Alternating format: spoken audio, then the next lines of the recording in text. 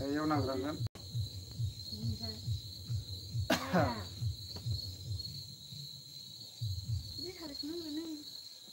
Smile tu burung dakle.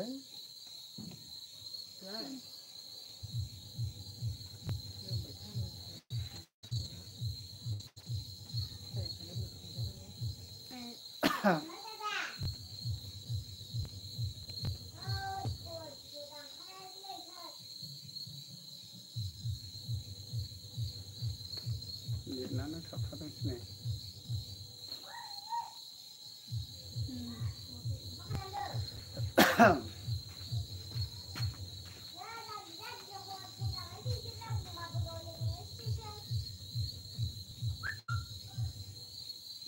Hey. Komen खालामदो लोगोफोर एसे ओंखाम जानायनि सिगां दसे लाइभ फैनाय जाबाय ओमफ्राय बेजों लोगोसे खबर सबर माब्रै दंलायो बयबो कमेन्ट खालामलायनो हागोन लोगोफोर मानो होनोब्ला अयथासार गरम आरोना नै एसे सिबनांगासिनोसो दङ आङो फार्स्ट टाइम जोंना बे जामबिया हरबाय आरोना बियो मा नुथिदों गरम बोथोराव बरायबाय थेंक इउ जामायजो ओमफ्राय मा ओंख्रि खबर सबर मारै दं माथो सिरिथार मोजां दा खबर सबर ओमफ्राय कमेन्ट हरग्राफ्रा हरबाय थानो हागोन लोगोफोर दिनैहाय गोसोबादि रायलायनो हागोन आरोना ओमफ्राय माबाफोर जुदि सोंहरनो गोसोब्लाबो सोंहरनो हागोन ओमफ्राय बेजों लोगोसे ब्रह्म बिजय मा ओंख्रि सार जोंना ओंख्रिया माबासो मा होनोमोनलाय थारुनजों नाजोंसो आरोना ओमफ्राय दहाय साननि अमा बेदर भाजा दङ दा बेबायदि आरो ओमफ्राय नोंसोरनालाय माब्रै माब्रै खबर सबरालाय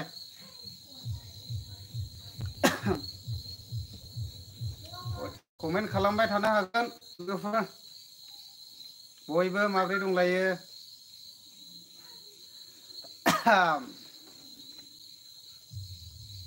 दावरावा माबा खालामनोसै ओमफ्राय मा होनदों नै इमिका Basumatary hi hi how are you I am fine sister ओमफ्राय बेरुला बर' चेनेल मा सबाय दाउ आरो मैथा नाथुर नोंसिनिजों हाखा गोथाव गोथावल'खा नोंसिनिजोंलाय अबाव हानो फै फै फै फै आइ फै फिसा हिन्जाव फै फै फै ओरै फै आइ फै फैदो नानि फिसाजो ओरै फै हाय हेल' ओरै फै थिखोना लाजियो जोंना केमेरायाव फैनो फिसाजोआ ओमफ्राय कमेन्ट खालामदो दे लोगोफोर मारै दंलायो बेजों लोगोसे नै प्रदीप नार्जारिया थिग दं होनदों नै थिगालाय जानांखागोन ब्रादार ओमफ्राय अबेनिफ्राय कमेन्ट खालामदों ओमफ्राय खबर सबर मारै दंलायो एसे कमेन्ट खालामनो हागोन आरो औ दे ओमफ्राय खबर सबर मारै दंलायो बिमल पागल इउटुबार नोंलै हाय ब्र होनदों औ ब्रादार थेंक इउ आंनि लाइभआव फैनायनि थाखाय गोजोननाय थाबाय ओमफ्राय खबर सबर मारै बयबो माबाफोर सोंनांगौ दंब्लाबो सोंनो हागोन आरोखि ना कमेन्टनि गेजेरजोंनो रिप्लाय होनो रेडि आरो ओमफ्राय खाथियाव ओरैबायदि दामना होदोंना डिजि गोम दामगासिनो दं आरोना बे जोंनि साखाथियावनो माबा जायबा आसामालाखौ मावनो थाफैनाय कम्पानि नोंथांमोना खोनादों जानो हागौ एसे बेकग्राउन्डआव ओरैबायदि होखावगासिनो आरोना हा मावजोबनायखायनो नै डिजि दामना फाग्लासो बोरमा खासि माय जागोन होनदोंदां ओमफ्राय गाबोन बेयावनो चान्स मोनला दनैसो गारसनहैसिगोन आरो फुजानि आरो ओमफ्राय कमेन्टखौ फरायलांनि दे कमेन्ट खालामग्राफ्रा खालामबाय था आं गासैनि कमेन्ट फरायनो नाजागोन ओमफ्राय नोंथांमोना माबाफोर जुदि सोंहरनो गोनां दंब्ला सोंहरनो हागोन बिलकुल आरोखि ना दायो आं कमेन्टखौ नायलांनि हानायखिनिखौ मबाइल गंसेजों नायसिगोन दे नै मबाइल गंसे दंबायो बेजों नायसिगोन आरो मानो होनोब्ला बे स्टेना एसे मावो आंना ओरै दाम खमनिसो ओमफ्राय लाइटनि कुवालिटिफ्राबो मोजां नङा थेवबो कमेन्टखौ रिप्लाय होलांनोसै आरोखि ना ओमफ्राय बिमल फाग्ला इउटुबार हाय ब्र बेखौथ' नायखांखाबाय पुर्नाम ओमफ्राय मा मैगं जाखो आदा जोंना मैगङा माबा थारुनजों नाजोंसो आरोना ओमफ्राय दहाय साननि अमा बेदर दङ ओमफ्राय बेजों लोगोसे दाने मा होनदों नै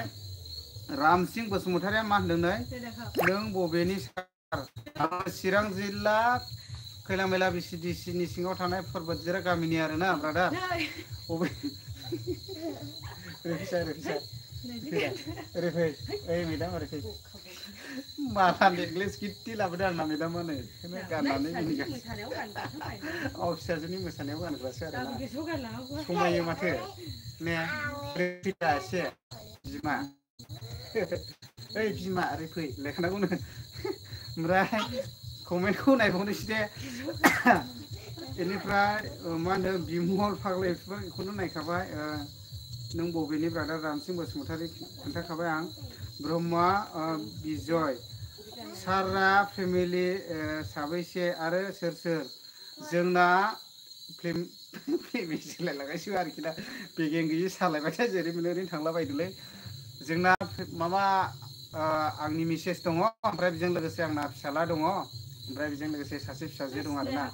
आंना फादार मादार गैला आरोना फादाराबो थैनानै थांबाय मादाराबो थैनानै थांबाय ओमफ्राय बिदा फंबायफोर दं सानै बिसोरबो माने आलादा गोजा आरोना ओमफ्राय बिब'फोर दं बेबो हाबा जाहैजोब्बाय आरो मथा मथि बिब'फोर दा मुलि बायदि सानैल'सै आरोखि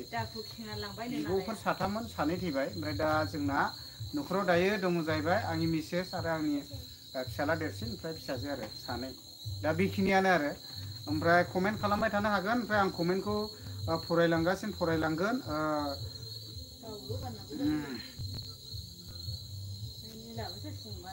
ओमफ्राय दाने सिके बड' ब्लग होनदों मा खबर आदा खबरा ओरैनो जास्ट नोंथांमोनजोंहाय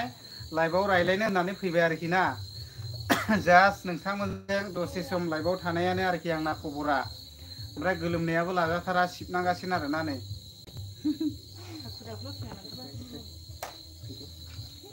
दलद बानजाफै फै दे ओरै फै बैयाव नांग्रांहोगोन आथिङा बेनो आंना फिसाजोआ नै दा फिसालाखौबो दसेनि उनाव देखायगोन आं माथो मोखां फांथेलाबायखो दे ओमफ्राय आं कमेन्ट नायनोसैलाय दे गासैखौबो नायजोबगोन दे कमेन्टआ ओमफ्राय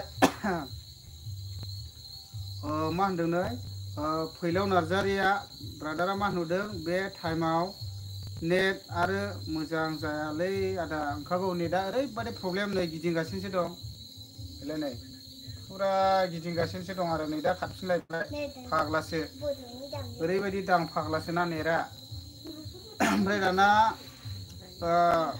पुनाम बबेनि सारालाय खिन्थाहरलाय आङो दहायबो सासे मानसिया सोंखांखाबाय आरोना आङो चिरां जिल्ला खैलामैला BCDC नि सिङाव थानाय पर्बतजरा गामिनि आरोना ओमफ्राय थेंक इउसै आंनि लाइभआव फैनायनि थाखाय ओमफ्राय माबा मा नामलाय पुनाम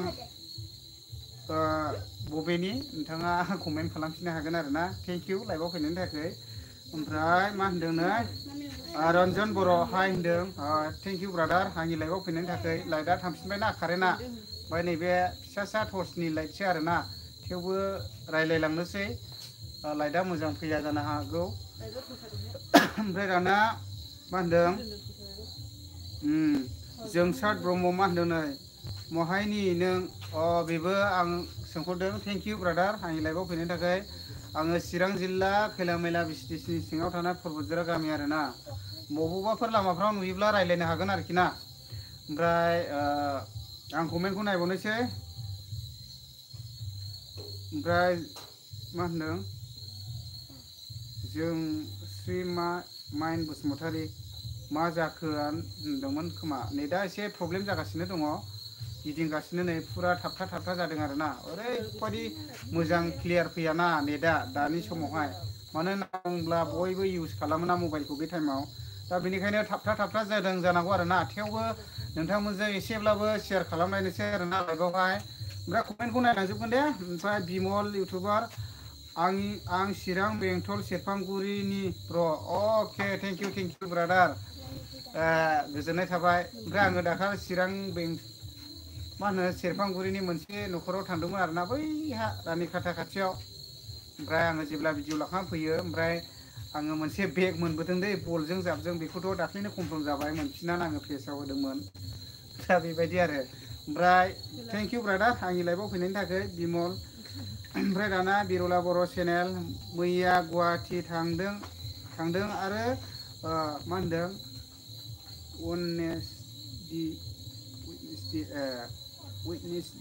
उइटनेसटियाव थांना सानबासो थाहैनांसिगोन। गुवाहाटिनि भिडिअ लाबोगासिनो आं। अके थेंक इउ लाबोबाय था जामायजो। माने जों जामाय लायो आरोना जास्ट कमेडि आरो जेनेबा सोमोन्दो लिंलायलायो आरो जों ओरैनो खायदावलायो आरो। ओमफ्राय गुवाहाटिनि मोजां मोजां ब्लग भिडिअ लाबोदो जामायजो बिरला बर' चेनेल। ओमफ्राय दाने मनज बसुमतारी मा होनदोंनो फांसन जादों ना माबा नोंसिनिजों खाथियाव खोनादों ना मा कपिराइटसो नांनायसो ना मानायसो जाखो माबा फुजानि दामदों आरोना साखाथियावनो माने कम्पानि दं नालाय गिदिरनो माबा आसामाला कम्पानि दा बेयावनि माखासे मानसिफ्रा बेबायदिनो डिजि गोगोम गोगोम दामदों आरो फुजानि थाखाय गाबोनथ' फुजा दं नालाय दा बेनि थाखायनो आरोना दा बेखौनो खोनादों जानांगौ। ओमफ्राय थेवबो आं लाइभआव थाबाय आरोना ओमफ्राय कमेन्ट खालामनो हागोन दे गोसोबायदि लोगोफोर। ओमफ्राय मा होनदों सुवारदिप बसुमतारी हाय एस के फंबाय नोंनि मिसखौ लाभ इउ लाइभआव फैहो आंनि मेसेजआ माने नै इयाव दंहैयो बायहेरायावहाय एसे खामानि मावदों नै ब्रादार। थेंक इउ ब्रादार आंनि लाइफआव फैनायनि थाखाय खामानि मावदों नै नानि ओंखाम जानो बिनायखाय एसे खुरना हैग्रोदों आरो बियो। ओमफ्राय नार्जारि ब्रादारा मा ओंख्रि जाखो ब्र होनदों thank you brother Narzary brother जोंना ओंख्रिया माबासो थारुन ओमफ्राय ना ओमफ्राय माबा मा होनोमोनलाय खांख्राइ जामिन दंबावोमोन दे आङो खबाइसे लायदोंमोन मैया जानो लुबैनानै दंग'आव खांख्राइल' हमना लाबोदों आङो। ओमफ्राय मैथाजों जाखांबाय दहाय फुङाव ओमफ्राय सानावबो जाबाय जाख'नो हायाखिसै। ओमफ्राय दा गोबाङै गाहरनांबायसो आरो मानो होनना बुङोब्ला आङो बे आथिंखौ सिखाना लाबोदोंमोना आथिंखौ सिखांनानै लाबोनायनि थाखायनो माखासे खांख्राइया थैदों आरोना। दा बहुत दुखुनांथावनि बाथ्रा दैयाव हगारफिननो मोनोब्लाबो मोजां जागौमोन। दा गारहरनांबायसै आरो जोंनिथिंजाय दाब्रै दाबासो जायगायाव बुहुद खांख्राइ जामिन मोनो आरोना गोजा गोजाया दा बे ओमफ्राय बेजों लोगोसे मा होनदों सिके बड' ब्लग होनदों ओइ आदा बाजैया महानिलाय जा नोमबाजैया माबानि दै सिगां मालि बिथामोन ओमफ्राय मालि बिथानिफ्राय दायो ओरैहाय लाइमुथि होनब्ला मिथिखागौ लाइमुथिनि ओरै सानजाथिंजाय थांबाय आरोना बिसोरहा ओजों खारलांबाय हा मोनहैनायखाय दा होजों दंहैयो आरो लाइमुथियाव। ओमफ्राय पुनाम एम मा होनदों आदा आं नोंनि रायलायनायखौ खम जोबोद मोजां मोनो। औ आंना रायलायनाया लाब्रासो आरोना जेरैबो जायो आंना रायलायनाया। ओमफ्राय ओरैनो जास्ट रायलायनाया बिदिसै जोंना ओमफ्राय एसे सानजारिबाबो जायो आरो ओमफ्राय रायलायनो गोसोबा माने जोंनिथिंजायबो दंखायो नालाय ओमफ्राय रायलायबा जायो आरोना ओमफ्राय एसेबाबोथ' रायलायनो हायो जास्ट कमेडि टाइप आरोना। ओमफ्राय दे कमेन्ट खालामबाय थानो हागोन कमेन्ट खालामग्राफ्रा बारा गोबाव थानाय जानाय नङा दै अनलि आङो 25सोआव थागोन आरो नोंथांमोनजों बिनि गेजेरावनो सोर सोर कमेन्ट खालामनो हागोन। बेनिफ्राय आङो कमेन्ट नायबावनोसै आरोना। मनज बसुमतारी जोंना फिल्मा जाबाय वान दे नोंनियाव होनोसै आंनि माबा जाहैबाय बियानै बियो जांख्रिथायनि थैसोम फिल्मखौहाय बुक खालामनानै दोनदों 1 थारिखआव नोंथांमोना गाजा गोमजा नुनो मोनगोन। ओमफ्राय बिथांमोना आंनि चेनेलावहाय एसे आपडेट होना हो होननानै बुंदों। ओमफ्राय दा बिथांमोना बेनार सेनार बानायोब्ला जेब्ला पेन्देल बानायगोन अब्ला माने बिसोरो आंखौहाय होहोनो हागौ आरो आं लकेसनखौ खिथाथ'ला आरोना माने जोंनि बे खैला मैला एरियायावनो लाबोगोन आरो जांख्रिथायनि थैसोम ओमफ्राय बेजों लोगोसे मोसा ओमफ्राय मोनसेया मा हांखो रोदा ना मा हांखो जायखिजाया मोनथामसो फिल्मा फैगोन आरो दा बयबो रेडि जानानै थादों बे खाथि खालाना नायनो गोसोफ्रा। ओमफ्राय जांख्रिथायनि थैसोमाथ' जोंनि बर' हारिजों रिलेटेड थानाय मोनसे ओरैबायदि फिल्मखा हिट जाखागोन बहुत एक्साइटेड आंबो माखासे आं शुटिंफ्राव थानायाव आङो दङ माखासे शुटिंफ्राव आङो नुजोबखादों गोबांनो बिनि एक्सनखौ नुनानै आङो ओरैबायदि आलादाखा आरोखि बिनि माबाया फिल्मा दा आंबो बहुत एक्साइटेड आरोना माला नुगोन सानगासिनो दं आङो खोथा गैया आरोखि बेखौ आङो नायखागोन दा बेनिखायनो जायफोरा नायनो गोसो रेडि जाबानो जाबाय आरोखि जांख्रिथायनि थैसोम 1 थारिखआव जोंनि बे खैलामैला एरियायावनो जागोन आरोना बा लकेसनखौ आङो एसे उनावहाय आंनि चेनेलनिफ्रायनो खोनागोनबो जानो हागौ मानो होनना बुङोब्ला बिथांमोना आंखौहाय नों होना होलै होनदों आरोना दाख्लै दा बिसोरो लिंफामोब्ला आं होगोन दा बे आरोखि ओमफ्राय आं कमेन्टखौ नायबावनि ओमफ्राय बिमल फाग्ला इउटुबार आंनि चेनेलखौबो सापर्ट होदो आदार थेंक इउ सापर्ट होगोन बिमल फाग्ला इउटुबार आंनि जेसेबांनाखि फलोवार्सफोर सोरबाफोर बिमल फाग्ला इउटुबारनि चेनेलखौ नायनो गोसोब्ला दानो पिकआप खालामनो हागोन आरोना मानो होनना बुङोब्ला जों बयबो गावजों गाव हेफाजाब होलायनांगौ ओमफ्राय जोङो बेबायदिनो मोनसे प्लेटफर्माव थाङोब्ला जेन जोङो माबा मोनसे जोङो मोजां खामानिखौ मावलांनो हायो खोमा आरोना दा बेनिखायनो रायजो राजानि अनसायनाय नांगौ ओमफ्राय बेजों लोगोसे आङो कमेन्टखौ नायबावनोसै दे पुनाम एम मा होनदोंनो आदा आं सनितपुरनि थेंक इउ पुनाम एम सनितपुरनिफ्राय हरनायनि थाखाय आरोना गोजोननाय थाबाय नोंसिनि हरैबो आं मालाबानि समाव बेरायनो थांनाय जायो माजे समफ्राव सिगां आङो जेब्ला इउटुब चेनेल खुलिनाय जायाखैमोन बे समावसो आङो बुहुत जायगा गिदिंदोंमोन आरोना ओमफ्राय दा जेब्ला इउटुब चेनेलखौ खुलिनाय जादों बे समनिफ्राय आङो एसे माखासे जायगाफ्राव गिदिंनायफ्रा गैया जादों थांनाय जायाखै माने टाइम मिलाया जादों आरो दा आंनि चेनेलाव फैनायनि थाखाय ओमफ्राय बेजों लोगोसे आं कमेन्टखौ नायबावसिगोन मा होनदों ब्रह्म बिजय सारनि नाम्बारखौ माब्रै मोनगोन ना शेयार खालामनो बायो माने नाम्बार हरनायनि थाखाय बुहुत जेबो गेदेर खोथा नङा दावराव दाख्लाम ओमफ्राय नाम्बार मोनगोन खुनु गिदिर खोथा नङा आंनि SK बड' ब्लग फेसबुक पेजाव थांबानो जाबाय ओमफ्राय मेसेन्जाराव डाइरेक्ट बिहरनो हागोन आरो माने SK बड' ब्लगखा आंना फेसबुक पेजाबो ओमफ्राय मेसेन्जाराव डाइरेक्ट कमेन्ट खालामहरबानो जाबाय आरो हरगोन आङो दे नाम्बार हरनायाथ' गिदिर खोथा नङाना ओमफ्राय बेजों लोगोसे आं कमेन्ट नायबावनोसै सानराज ब्रह्म मा आदा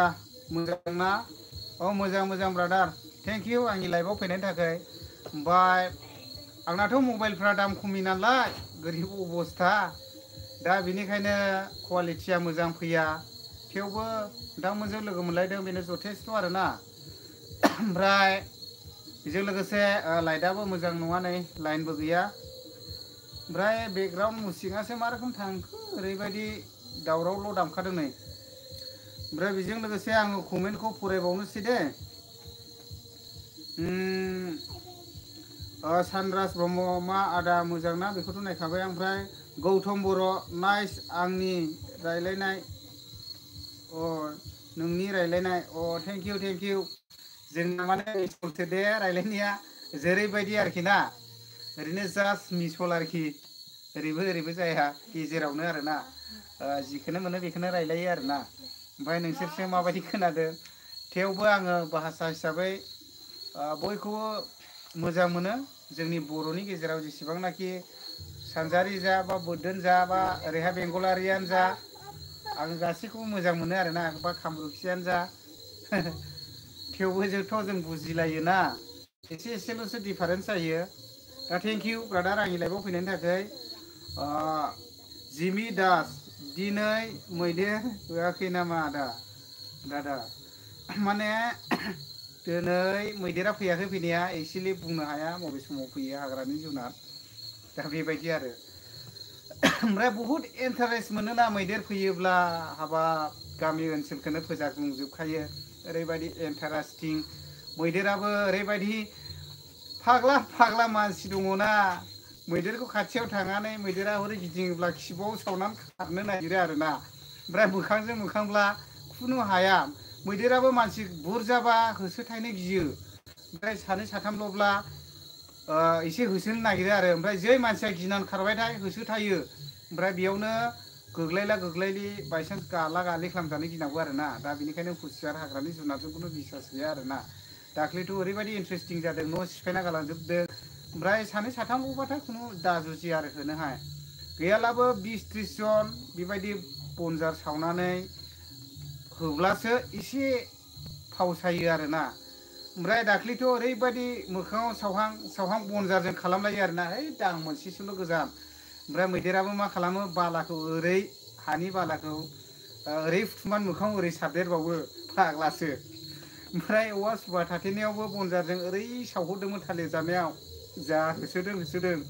बाहायगौ जेबो जायाखिसै ओमफ्राय उफाय गैया होआबाबो जाया ओमफ्राय जों होनो बानानै फैबाय न'खरथामनि न'खौ साफा सिफायना होजोब्बाय आरो दा बेबायदि अबस्था जायो आरोखि ओमफ्राय दा खाथियाव फरेस्ट बिफाननि दं ओमफ्राय खबर हरो मानो होनना बुङोब्ला बिथांमोना मानि जाहोनाव सफैयाखै दा बिसिनि सायावसो आरोखि ना खबर हरदोंमोन खबर होनायालाय आं दाख्लै भिडिअ होदोंमोन ओमफ्राय दे आं कमेन्ट फरायनोसैलाय दै ओमफ्राय सानराज ब्रह्म आदाया मा मावो आङो माने बिजनेस मावलाबायो आरोना थुक थाक बिजनेस मावलाबायो बेनो बिजनेसफ्राथ' बिदिनोसै जि मोनो आरोना दा बेबायदि बिजनेस मावलाबायो आरो थुक थाक ओमफ्राय बेजों लोगोसे आं कमेन्ट फरायबावनोसै दे लोगोफोर रन्जन बर' होनदों इउटुबार नुबाय नुयो बिथाङा थेंक इउ रन्जन बर' ओमफ्राय फेबि नार्जारि मा ओंख्रि जाखो आदा जोंना ओंख्रिया थारुनजों नासो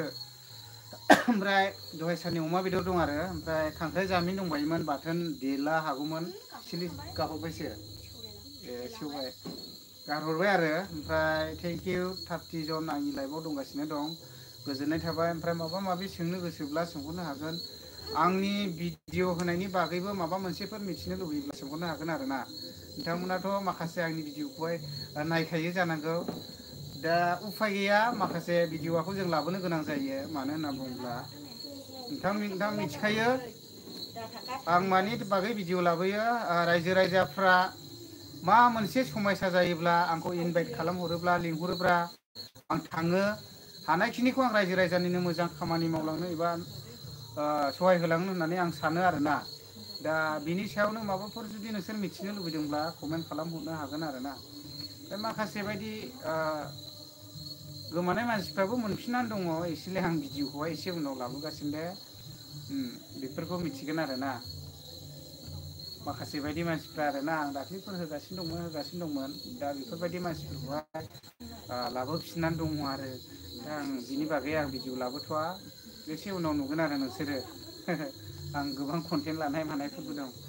आं जेब्लानो होनो पारमिसन मोनगोन होनब्लासो आं होगोन आरोना दा बेबायदि आरो ओमफ्राय आं कमेन्ट नायनोसैलाय दे नार्जारि ब्रादारा मा नैबे माबाखौ नाय प्रिभिया मा ओंख्रि जाखो आदा नुदों बेखौथ' खिन्थाखाबाय ओमफ्राय नार्जारि ब्रादार अह गोथाव ब्रादार मा होनो प्रिमियार श'आव फैगोन दा लावगाव बिजनि जांख्रिथायनि थैसोम मिथिदों मानो होनना बुङोब्ला आङो टाइम खालामनोसै आंनो बहुद माने बिजि थायो आरोना खामानिया दा बिनि थाखाय आं माने फिक्स डेट दा नोङो मालाबानि समावहाय आंखौ लोगो मोननो हागोन ओमफ्राय आंबो जेनेबा नोंसोर लोगो मोनलायोब्ला मोनगोन आरो आंथ' बिजनि थानाय जाखायो ब्रादार मालाबाफोर आं लाइभ होगोन बा नोङो आंनि नाम्बारखौ कन्टेक्ट नाम्बारखौ नांगौब्ला आंनि पेजआवहाय थांनानै कमेन्ट खालामबानो जाबाय आरो SK बड' ब्लग फेसबुक पेज मेसेन्जाराव कमेन्ट खालामहर ओमफ्राय बेजों लोगोसे ब्रह्म बिजय होनदों सारनि रिलेसन मा अन्नानै खोन्थाहरदो बिजय ब्रह्म आयै वेबसाइट दामना होबाय खाथियाव नै फाग्लासो कपिराइटसो नांनायसो ना मानायसो जाखो थेंक इउ ब्रादार ब्रह्म बिरजाय आंनि न'आव फैनायनि थाखाय SK बड' ब्लग आदाना निउस होग्राया मोनदा आदाया निउस होग्रा मोनदा थारमाने बिदिनो आरो जेनेबा माबा मोनसे समयसानि थाखायहाय लिंहरनानै होयोब्लाथ' जेनेबा बे समयसाखौ शेयार खालामनायनि थाखायथ' मथा मथि निउस बायदिबो थाङो आङो जि सिगांहाय आं माने एसके बड' ब्लग चेनेल ब्लगखौ होदेरनाय जादोंमोन मानो होनना बुङोब्ला आं सिगां ब्लग बायदिबो बानायनाय जायोमोन मानो होनना बुङोब्ला रायजो राजाफ्रा अनसायलांनानै बेबायदिनो माखासे समयसाफोरनि थाखाय भिडिअ बानायनो होलांबाय दा बे हिसाबैनो आङो माखासे समयसाफोरखौ रायजो राजानि समयसाफोरखौ शेयार खालामनांगौ गोनां जायो बेबायदिनो जि मोनो बेफोरबायदि भिडिअ बानायो आरो हानायखिनिखौहाय दा बेनो आरोखि ओमफ्राय बिरला बर' चेनेल होननाय जोंना लावगावआव थारथियाव बेखौ औ मिथिखादों जांख्रिथायनि थैसोमा लावगावआवहाय फैदों बेनिखायनो जायफ्रा बिजनि लावगावआवहाय जांख्रिथायनि थैसोमखौ नायनो गोसोब्ला नायनो हागोन आरो आंनिफ्रायबो गोजानथार बिजनि लावगाव बर' बाजारनि सानजा बे आंनि अखाल ट्रेक्टर बेलथायनायालाय ट्रेक्टर गंनैयावहाय ट्रेक्टर गंसेया बेलथायलायनायालाय बेयावहाय माने बेलेग गोबां बिजनेस मावोमोन नालाय जाब जाब जायो आरोना लावगावहाय आंना गारियानो बेलथायहैदों अखाल खेबसे रावबो जेबो जायाखै ओमफ्राय बेजों लोगोसे मा होनदों फाफरि बसुमतारी मा होनदों नै आदा प्लिज नोंनि मुं ला अके आंनि मेन मुङानो जादों जाहैबाय ओरैनो नामावहाय सनक मोसाहारि होनो आरोना SONK मुसाहारि ओमफ्राय SK बड' ब्लगनि फुल फर्मानो जादों जाहैबाय एस माने आंनि फार्स्ट नामा सनक मोसाहारि नालाय लास्टआव के SK आरो फार्स्ट टु लास्ट SK बड' ब्लग बेनो आरो ओमफ्राय बेजों लोगोसे फेबि बसुमतारी दादा I am सार' माने मा होनदों फाफुरि बसुमतारीया दादा I am सार' होनदों नै थेंक इउ आं बे सार' होननायखौ बारा बुजिस्लाबासै सिस्टार ओमफ्राय SK बड' ब्लग ओइ आदा लाइभखौ एसे थाब नायब्रा अके थेंक इउ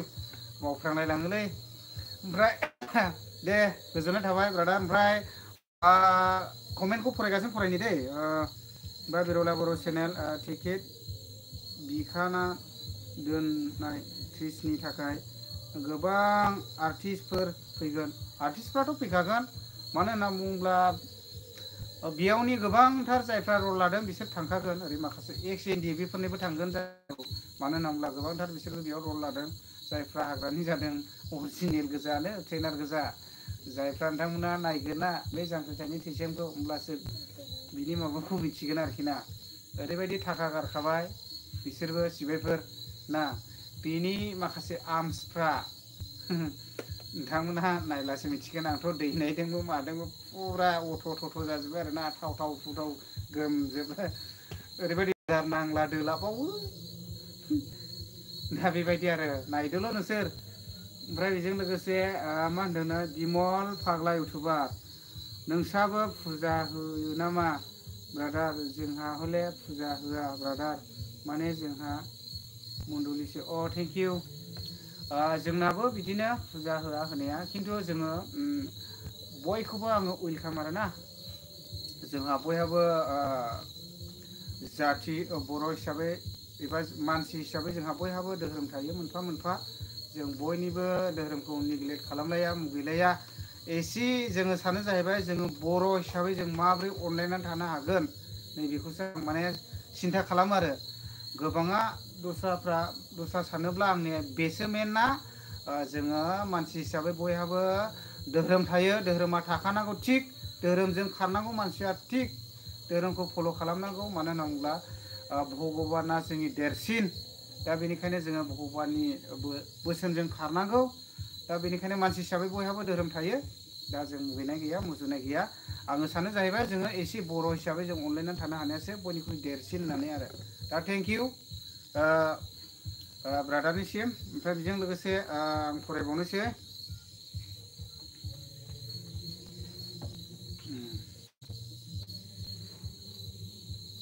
ओमफ्राय मा होनो पुर्न एम आदा जोंनि बर' फिसाफोरा मैदेरजोंबो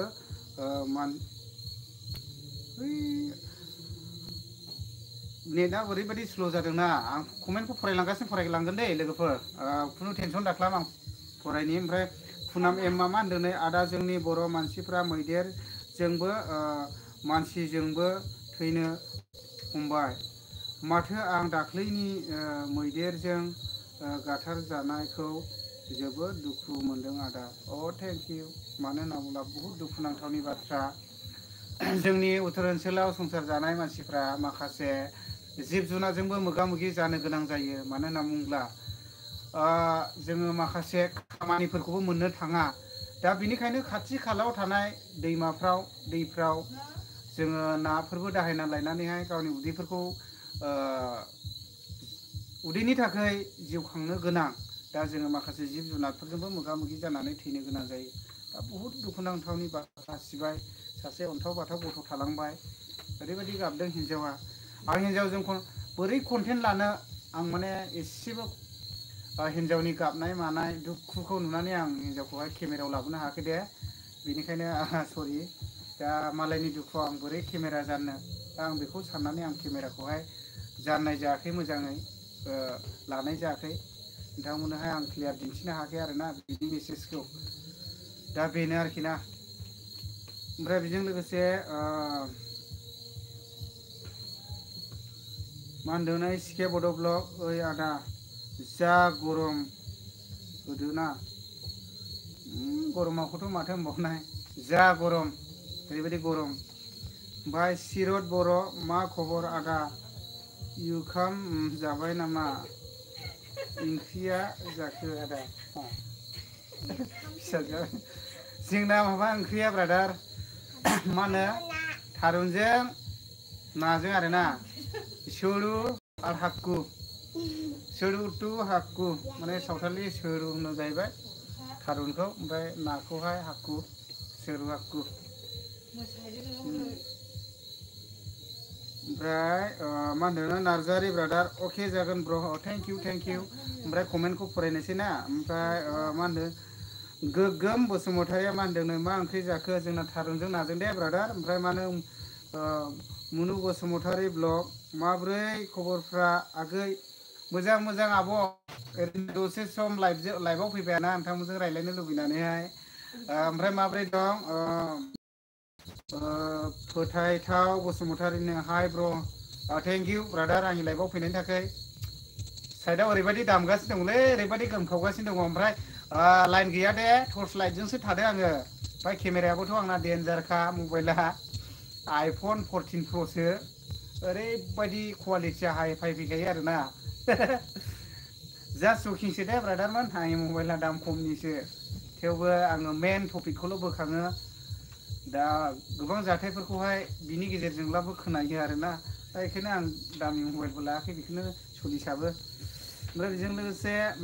मुनु बसुमतारि ब्लग ओंखाम जाबाय ना जायाखै आगै जोंना जाथ'वाखै आब' ओंख्रिया जोंना माबासो थारुनजों नाजों ओमफ्राय अमा बेदर भाजा आरो दा बेबायदि आरो ओमफ्राय गिथा बिया मा हरखो ओरै दल' हरबाय थेवबो दद हरनायनि थाखाय थेंक इउ गिथा बि गोजोननाय थाबाय ओमफ्राय बेजों लोगोसे बिमल फाग्ला इउटुबार थेंक इउ ब्रादार खोथानायनि थाखाय नोंथांखौ हामबाय होयो गोजोन्थों अके thank you Kerala Boro' channel good night दे ओंखामफोर जानांगौ दंब्ला जानानै थादो ओमफ्राय आंबो गुड नाइट होनखानोसै दसेल' थासिगोन आङो नै टाइमाबो जाबायानो मथा मथि 9:21 मानि जाबाय ओंखाम जानायनि टाइम जाबाय बयबो उन्दुनाय टाइम जाबाय ओमफ्राय ओंखाम जानाय उदैयाबो अरबाय ओमफ्राय सानैसो फैबावदों बिमल फाग्ला इउटुबार गान दामबाबो खोनाफैयाखै ब्रादार बरिया गेमस्रिनिसो होगासिनो दं नै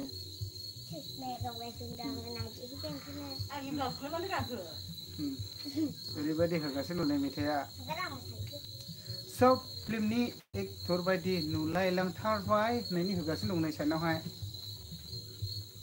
फाग्लालै ओमफ्राय मा होनदों मुनु बड' ब्लग दङ मोजां आगै तारमाने अके फैदो नोंसोर आरो फै जालालै एसेजों अयथासार दामना होबाय दा आंबो उफाराखौ गोम गोमला जासिम देरसिन दामना हरनायलाय आं लायनानै गैया नै आंनाबो फाग्लाखा गामि गंसे बोनजोबखायो दामबा ओरैबायदि गोगोमखा हा मावलायखायो गोगोम गोगोमसोखा आफदा गोजाखा माबायानो स्पिकारानो दा आं फाग्लासो मालाबा मालाबा खर' गग्रम जाला दामखावो आं खामानिफ्रा साक्सेसफुल जायाब्ला है माबा फनसो हरलाबायना होदों नै बिबोनांफोर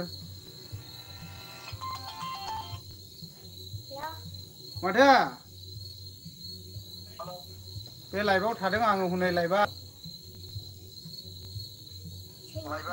औ लाइभआवसो दङ आं लाइभआव लाइभसो था बेलायरा बेलाय लाइभआवसो दं आं औ आङो लाइभआवसो मबाइलावसो नुदों दा आंखौ लाइभआवसो दं आङो नै गोबां मानसिफोर दंखायो नुफाबाय नोंसोरखौहाय मारै दं मोजाङैनो दं दा माथो लायदों गसाइगावआवलाय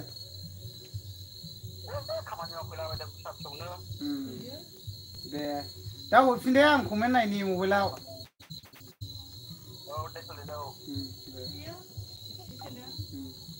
बुंनांग्रागोन बिबोनांफोर फन हरदोंमोन औ फिसाले बिबोनां सोलायलाबाय बेबो ओमफ्राय आं कमेन्ट नायबानो दिपक बसुमतारी गुड नाइट आदा थेंक इउ आंबो दोनखानोसै दे अनलि 1 मिनिटल' थासिगोन आङो ओमफ्राय पुनाम एम आदा बाजैखौ एसे देखाय हरलाय नायनो आं फैदोरा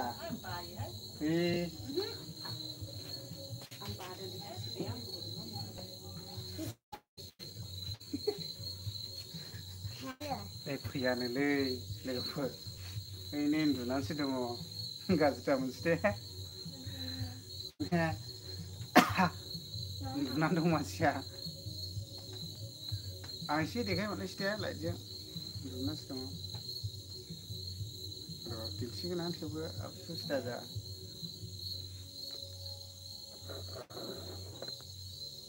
एलाय नुबाय दा नै उन्दुदों जोंना उन्दुं नै एलाय हाय नुदोरा नुबाय दा लोगोफोर उन्दुदोंसो एलाय नै ओमफ्राय नै फिसालाया हबे गलाखालाय बल जोनायाव देनजारखा बेनो आरो बे फिसाजोआ खांग्रांबायसोमोन माथो जाखोरा कारेन्टआलाय है आं ओरैबायदि जगयनोलै बे कारेन्टआ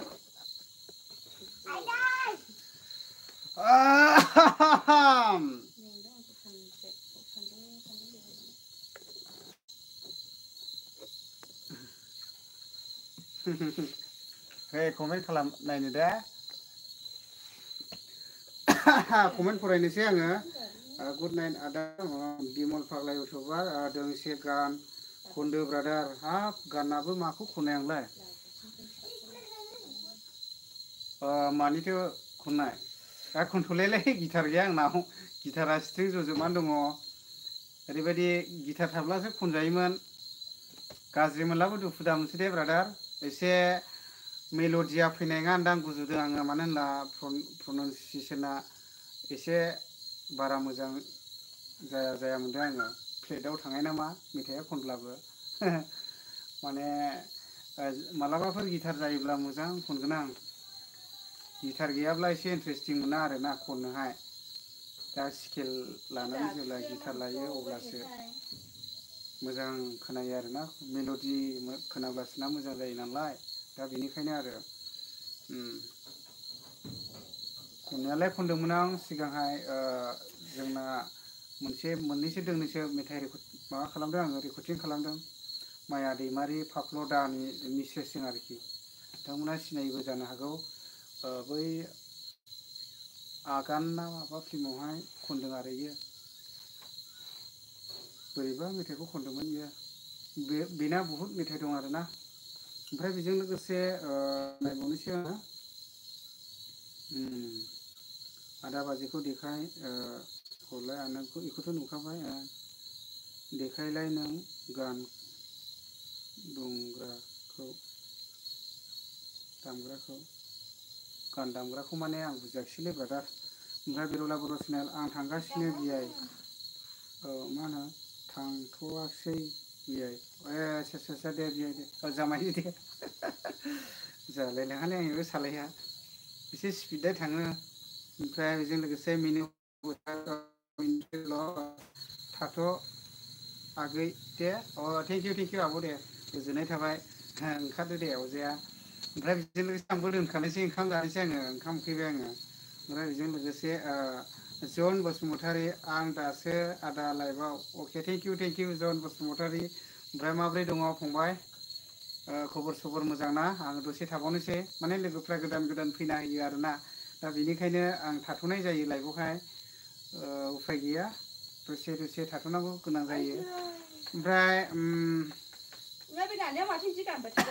मा होनो मिनु बसुमतारी नायनो मोजांथार आगैयाबो आस्सा बिदिनोसै इसोर दाना हरनाय महर मानसियालाय बयबो सानो ओरैबायदि मोजां दाना हरोब्ला मोजां होननानै बयबो सानो मानसिया गावनो महरखौ दानानै फैनो हानायब्ला माबायदि दानानै फैगौमोनथाय बेखौ मानसियासो मिथिगौ आरोना मानो होनना बुङोब्ला मानसिहा बयहाबो इसोरजों दाना हरजानाय मोनफा मोनफा महर थायो हो दा बेनिखायनो आं मानसिखौहाय बासिया आरो गुफुर जा गोसोम जा माबा मोनसे गुथुं नाब्लाब्ला जा गुथुं खंखायखाय जा खोमा माबा खावलाय फावदुदुर जा बा हांख्रेम जा लोदो जा आं रावखौबो बासिया मानो होनना बुङोब्ला गासैबो भगबानासो दाना हरो नालाय इसोरासो दा बेनिखायनो जि महरखौ मोनबोआ मानो इसोरखौ साबायसोनो गोनां आरोना मानो होनोब्ला इसोरा दाना हरो नालाय दा जों मानसिनि गोसोबायदि गावनो महरखौ लानानै फैनो हाया दा बेनो आरोखि ना ओमफ्राय बेजों लोगोसे ओमफ्राय मा होनदोंनो नायनो मोजांथार आगैया बेखौथ' बुङा दैथुन बसुमतारी मा होनो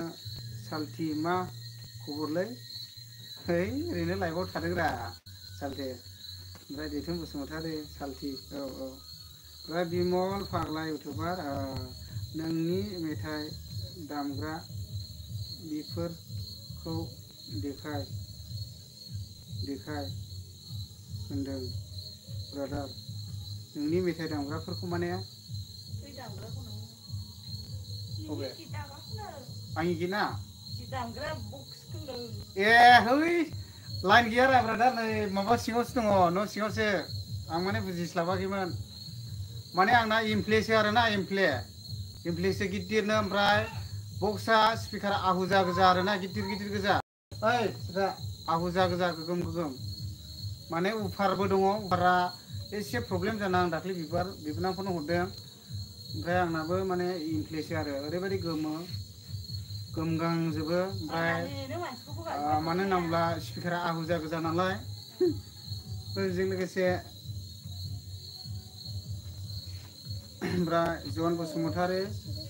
मोजाङैनो दं आदा औ थेंकिउ लाइभआव फैनायनि थाखाय ओमफ्राय गिरबाय मिक्स हा हामथि दामथि जे उनि होनलायनायनि हरदोंलै बिथाङा बा ब्लेक सिक होनलायनायनि आरोखि बिदिबायदिबो हरदों नै मिनि खावलायनायनि ओमफ्राय लाइक खालामसै दे ब्र' थेंकिउ गोजोननाय थाबाय ब्रादार ओमफ्राय बेजों लोगोसे दैथुन बसुमतारी नोंबोनां दंना गैया सालथे हाब आंनि बिबोनांखौ साननो नोङो खयजन दं हिसाब सारा आंना बिबोनांफ्रा सिख्लाफोर गोजा बांसिन थारमाने आंना बिखुनजोफोरनाबो बिब' बिनानावानो गोबांखा नालाय बिनि फिसाजोफ्राबो बहुत गोबां दंखायो ओमफ्राय आरो बिहावफोरनाबो बहुत गोबां दं बिदा फंबाय गासिन फिसाजो गोजा ओरैबायदि गोबां दं आरोना सोरबा कलेज फरायदों सोरबा बेबायदिनो बिए फरायगासिनो बेफोरबायदि आरो फरायगासिनो दङ बहुत दङ बिबोनांफ्रा जोंनावबो लजिं थाफैनो गोनांमोन ओमफ्राय एसे खाथिसिनाव मोननायखाय थाबाय आरोना खाथिसिनावहाय बिबोनांफोर थाफैनो गोनांमोन सासे ओमफ्राय दैथुन बसुमतारी मा दंना बिबोनां बेखौ सोंखा जन बसुमतारी मा ओंख्रि आदा जोंना थारुनजों नाजों ओमफ्राय बेजों लोगोसे बिरदाव मिक्स समा गोसोम गोसोम मानो हरबाय बिरदाव मिक्स बर' नंगौना नङा बिथाङा कमेन्ट हरनो हायाखै आरो मथा मथि बर' नङाबो जानो हागौ मा भाषा गोरों आं कमेन्ट खालाम दे आं माने नों मा भाषा रायलायनो गोसो कमेन्ट हरदो आं रिप्लाय होगोन आरोना दा बेबायदि ओमफ्राय थारमाने आं माखासे भाषाफोरखौहाय मानि थाखाय लाबोआ आङो SK बड' ब्लग नालाय बड' होननायखाय आङो अनलि दा बड'निल' लाबोनाय जायो आरोना बे चेनेलावहाय ओमफ्राय बेजों लोगोसे सोरबा बायदिजों जेनेबा हिन्दी रायलायनांगौबा आं रायलायगोन आरो खुनु बिलकुल ओमफ्राय सोरबा बायदि इंलिसखौला हले आं हाया दै आं हायो आरोना इंलिसखौ आं हाजोबा थारमाने एसे एसे सामथिं बुजियो आरो ओमफ्राय खिन्थु फुल हाया आरो गोथौ गोथाखौहाय हाया एसे एसे ओंखाम दै बिनानै लोंनोल' गोरों आरोना ओमफ्राय बेजों लोगोसे माथो बाजैसो मा होनदों बुजिबाव आं जा मिनिनो ओंखारबाय बाजै देनजारलै ब्रादार औ नोमबाजैया देनजार ओमफ्राय दैथुन बसुमतारी नोंनि खृष्टान नामा सालथे जोंनालाय खृष्टानानो औ थेंक इउ सोंहरनायनि थाखाय ओमफ्राय नेटआ ओरैबायदि प्रब्लेम गिदिंबाय थाबायनानो बोरै बिदिसो जानांगौ जाखो नै गिदिंबाय थाबाय नेटआ जाफिनलायबाय है माथो एथ' दावराव दामना होखोरायसैलाय ओमफ्राय गोजोननाय थाबाय दे लोगोफोर 12 जन दंबावोमोन आंनि लाइभआव फैनायनि थाखाय दा आङो लाइभआवखौ दोनथ'नाय जाहैबाय बिराद 47 मिनिट थाबाय आं नोंथांमोनजों 1 घन्टा जाफ्रामलाय लांनोसै दा बेनिखायनो जायहा आंनि लाइभआवहाय फैबाय बिनि थाखायनो आङो थेंक इउ बयनिसिमबो गोजोननाय जासिहरनाय थाबाय दा आं गाबोनफोर ट्राइ खालामबावनि लाइभआवहाय फैनो ओमफ्राय दा बयनिसिमबो बाय बाय गुड नाइट अल नैबे लास्ट कमेन्टखौ नायस्रानि दैथुन बसुमतारी मोजां दे सालथे आंबो खृष्टानासो औ दे माने जों खृष्टान हिन्दु खुनु आं रावनिबो धोरोमखौहाय नेवसिनो थाङा आरोना जों मानसि हिसाबै जोंहा बयहाबो धोरोम थायो दा जोंनो बयहाबो इसोर नांगौ दा बयहाबो गावबागाव इसोरखौ गोसोखाङो दा जोङो बयहाबो इसोरनि बिथोन बायदि जों थाबायनो गोनां मानसि हिसाबै दा आङो सानो जाहैबाय एसे बर' हिसाबै जोङो थांनानै थानो अनलायनानै थानोसो नांगौ दा बेनिखायनो जोङो बर' हिसाबै जों अनलायनानै थानांगौ दा बेनिखायनो बयनिसिमबो गोजोननाय थाबाय बिमल फाग्ला इउटुबार बाय बाय नोंनि बाय बायजोंनो आंनि लाइभखौबो दोनथ'नो सानबाय आङो बयनिसिमबो good night all bye bye thank you आं लाइभखौ दोनबाय दे।